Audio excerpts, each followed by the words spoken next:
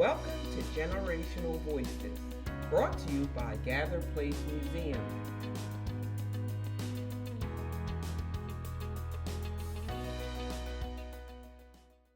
The Gather Place was the old Yardley Bethel church that's always been here since my childhood. My mother was a member of this church. She did her job as a member. I was a Sunday school teacher. I didn't have a big class, I had 4. This is my grandmom's church, the way I knew it. It's South Canal Street. I used to come down here 4, 5, 6 years old with grandma, and even later, you know. We would only come every now and then to this services and to this church. And it's funny, they were taking a picture outside of the church. I was a little girl, as I explained before, my cousin Debbie and I, and a few other kids. I believe it was my brother Kevin, I'm not sure. But we're in the picture with Miss Derry and her daughter. The AME Church in Yardley, my association with that is my grandmom's church. I went there occasionally, and I started singing at that church, thanks to my grandma. As far as I know, she was always a member of the AME Church. She was real active in the church. Everybody looked up to her. She was the backbone, as far as I saw it as a child. At the time, I knew it as the AME Church, and it's on South Canal Street. And it was at the time, right now, the Gothic windows are wonderful because light comes through them. And I remember when we were here, it was a little bit dark and dingy at the time. So Michael Lee, who was a young boy when I got to meet him and was one of the kids who hopped in the van and went to New York with us. But he did I'm really impressed at the job that he did here. That's Cousin Julia here. Julia. One of the long-standing members of this church. The next is Florence. That's Florence? Florence Johnson. Okay. The woman in the back with the glasses? Yeah. Is Flossie Chapman. With all the white on. Is that Helene next to her? That's Helene. I remember Helene. And the woman in front of her is Mrs. Hodge. I think there's some Lees in here, though. The little children? I didn't know who the children were. Yeah, And up here, some of the Edith. Lee girls. And then Cousin Edith. Julia is also mentioned over here, I'm told, by Shirley. She fights to save the church slice of history. This was published in 1982 in January. And there she stands right in front of this very building. It says Julia Jacobs is the last survivor of the founders of this church, this institution right here. So that's our cousin who was also a dairy. She was 77 at the time of this article, whose full name is Julia Derry Robinson Jacobs, was speaking about the chance that she and her parishioners might lose the old Bethel African Methodist Episcopal Church in Yardley, Bucks County, which was organized in 1877. And thanks to the curator, Shirley Corsi, it's still here and being revived and remembered as an integral part of this community. It was Yardley Community Action. That's what sticks in my head. And it was through Marge Qualis. And that was, I think, the Presbyterian Church here in Yardley that had started a tutoring program. So I came in as a tutor. We would meet here once a week, whatever children from the neighborhood. Must have been in the 60s, I'm not sure. I was one of the workers that helped tutor children here, and just someone went to the high school and got high school children to help. For the period of time that I was the most involved, after just doing tutoring one-on-one with children, I got funding from the Grundy Foundation, and we got a van. And so I did what I was kind of calling at the time cultural enrichment. So we took the kids, and the kids were from little guys to teenagers. We lost it. My mother used to sit right there. That window wasn't there then.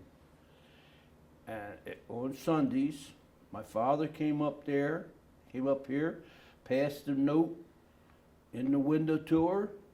I'm going fishing with Ab. Yeah.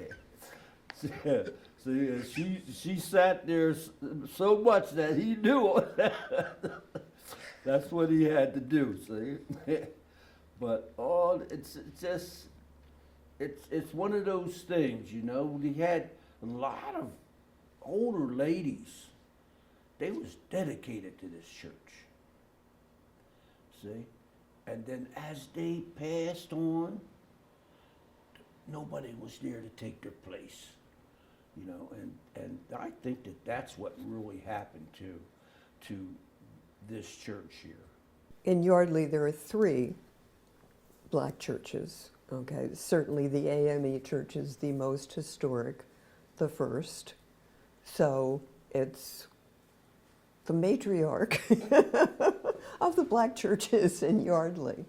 And interestingly, the fact that the community, the black community, Trenton people came over to form it, to build it, is a good example of the community working together and mirrors the community working together to build the old library by Lake Afton. Because this was 1877, they were building the old library by Lake Afton. The fenestration is similar. Exterior architectural details are similar. But the great similarity is people coming together to make something happen. And that, to me, is, you know, the core of what Yardley is all about. The more that I've learned about, you know, this AME church here on Canal Street, that it was linked to another AME church in Langhorne, Bethlehem AME, and that this church and Mount Moriah in New Hope, as well as Mount, I'm not pronouncing Gilead, all were sister or spurred from this, one of the oldest AME church in Bucks County. And so they always talk how they networked with, that is recorded as the part of the Underground Railroad, and they were all linked together to send slaves on their journey, whether they were going to New Jersey, whether they were going north to Canada. And with the AME being so close to the river, which a lot of the slaves on the Underground Road traveled along the river. The canal wasn't here at the time, but traveled along the river, up and down the river, and all through Jersey, going to Princeton, on their way to New York. Without a doubt, this AME church, in my opinion, was a very instrumental part of the Underground Railroad. And this being, I don't know, I read that it was the Negroes' church or the Negroes' gathering place, something to that effect.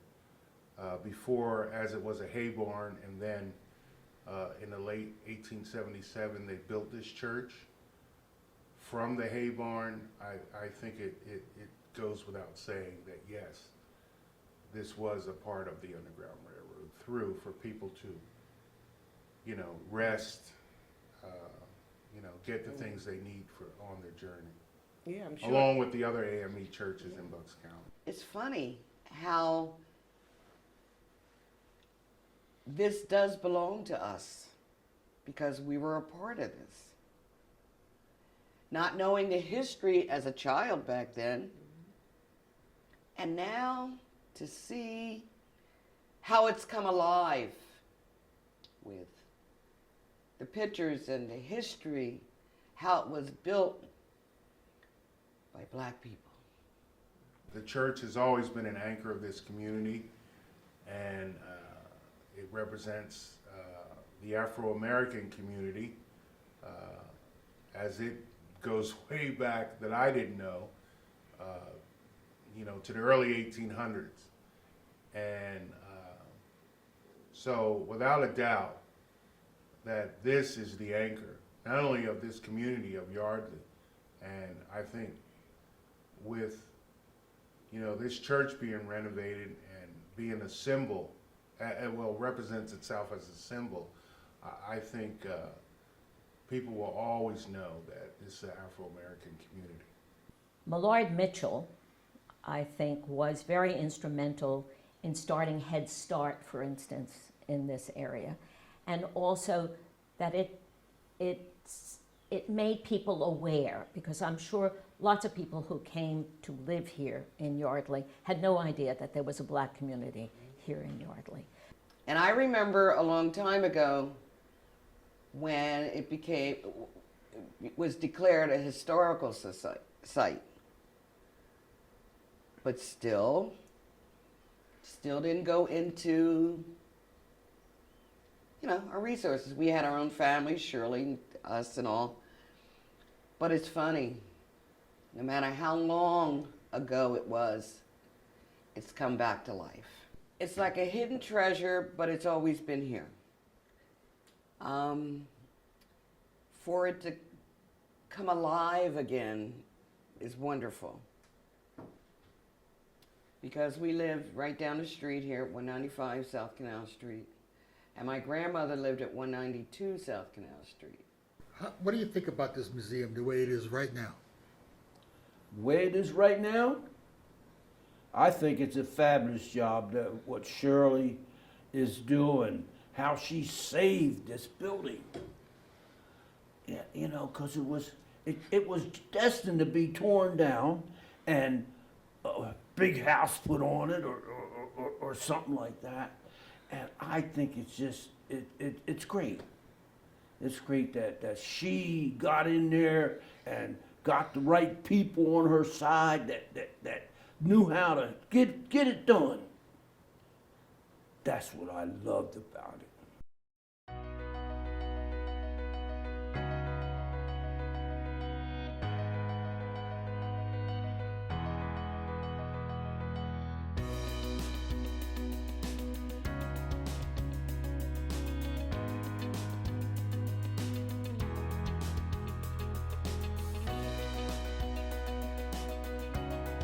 This has been a Generational Voices interview. Interviews by Shirley Lee Corsi. Video by Teamwork Media Group International, Robert Lott. Post-production by Ganey Films, Keli Ganey. Thank you.